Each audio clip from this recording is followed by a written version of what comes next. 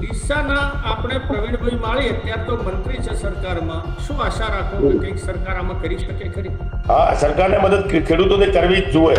જે રીતે બીજા પાકોની અંદર આ લોકોએ MSP નક્કી કરેલી છે એ રીતે અમુક પડતર તો બટાકાની સરકારે નક્કી કરવી પડે. જો આવનારા સમયમાં ખેડૂત આ બટાકા ડુંગળી અટી ગયો તો એ વાર નહીં લાગે બટાકા 100 રૂપિયા કિલો લોકોને ગોતવા પડશે માર્કેટમાં. એવું ગયા વર્ષ જેટલો ભાવ જળવાવાની ધર્મભાઈ આશા છે? ગઈ સાલ તો ખેતરમાં બી ભાવ સારા હતા, અત્યારે પોઝિશન છે જ ને ગઈ સાલ વાળી. અત્યારથી બજાર તૂટેલી છે. ખેડૂત તો સળંગ તેજી રહે તો જ એને પૈસા મળે. આમ મહિનો ભાઈ તેજી આવી એને ખ્યાલ ન હોય બિચારાને કે અત્યારે શું પોઝિશન છે એમ. ખાતર એટલું બધું મોંઘું થતું જાય છે જે 400 રૂપિયા હતું અત્યારે મતલબ 1400 રૂપિયા લઈને બેઠું. જે વેપાર થતા હતા 200 રૂપિયા એના આજે 100 રૂપિયાના વેપાર થાય છે. રાઈટ. આનાથી કઈ નીકળવાનો રસ્તો ખરો ખેડૂત? કોન્ટેક્ટ ફાર્મિંગ કરશે ખેડૂત તો જ બચશે ને કે બચશે નહીં. તમે બટાકા જ્યારે વાવો ત્યારે તમારો ભાવ નક્કી કરીને વાવો. પહેલા એક પ્રશ્ન મારા મગજમાં છે. બોલો બોલો.